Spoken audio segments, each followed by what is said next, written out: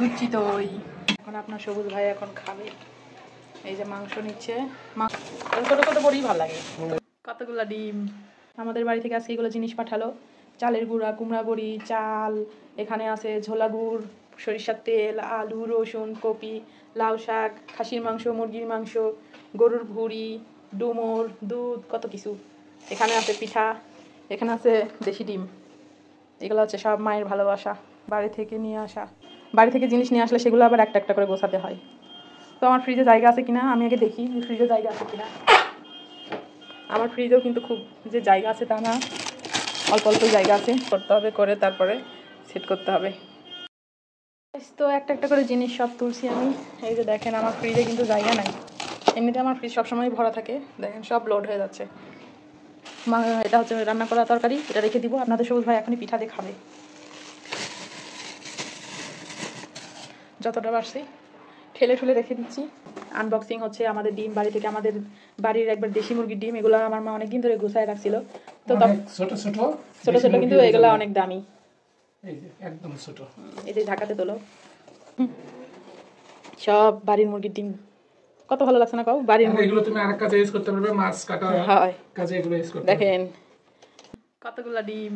দেখো বড়িগুলা, এবার বড়িগুলো ছোট ছোট, তাই না? ছোট ছোট বড়ি ভালো লাগে, ফুলে ভালো হয়। আর বড় বড় বড়ি ওগুলো ভেঙে যায়। এবার বড়ি কম ভাঙিছে, ভালো করে যত্ন করে রাখতে হবে। এক বছর চলে যাবে। এক বছর যাবে না, আরো আগে কেজি দেওয়া লাগবে। মাংসগুলো, রান্না করা মাংস, এগুলো এখন আমি একটু তেলের উপর দিচ্ছি, জিরা ফোড়ন দিয়ে। আমার মা বলছিল যে মাংসটা একটু তেলে দিতে, যেহেতু খাসির মাংস একটু মানে স্মেল থাকে, আর যেহেতু আপনাদের সবুজ ভাই ভাজা ভাজা মাংস পছন্দ করে, সেজন্য আমার মা বলছিল একটু যেন ভাজা ভাজা করে দিই। মাংসটা আমি তো জাল দিয়ে নিচ্ছি। মাংসগুলো জাল দিয়ে আপনাদের সবুজ ভাই এখনই পিঠা দিয়ে খাবে। হ্যাঁ, ঝালের পিঠাগুলো সব বের করা লাগবে, না হলে গন্ধ হয়ে যাবে। এগুলো হচ্ছে ঝাল চিতই করা করে দিছে আমার, করাগুলো ভালো লাগে। এগুলো এখন ফ্রাই প্যানে দিলে আরো হবে করকরে। কয়দিনে খাবে নিগো এতগুলো পিঠা তুমি? ডিপে রেখে রেখে খাওয়া যাবে। দেখি তোমাকে নেহেরি রান্না করে দিব, নেহেরিটা খাও। হ্যাঁ, একদিন ছুটি আছে, খালি খাবে। হ্যাঁ, আজকে তো সবুজ ভাইয়ের ঈদ। মেলাগুলো পিঠা ভাজিছে তো। বাবারে বাবা, মা পারলো কিভাবে এতগুলা?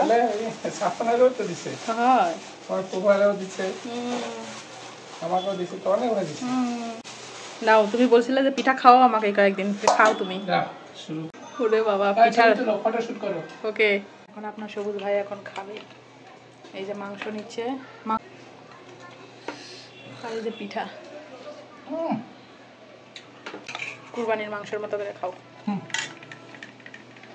লাও তুমি খাও, তোমার খাওয়া দেখি আমি। বাড়িতে চুলায় রান্না করা গো, মাটির চুলার এগুলো সব। দেখি আমি একটা খেয়ে দেখি তো।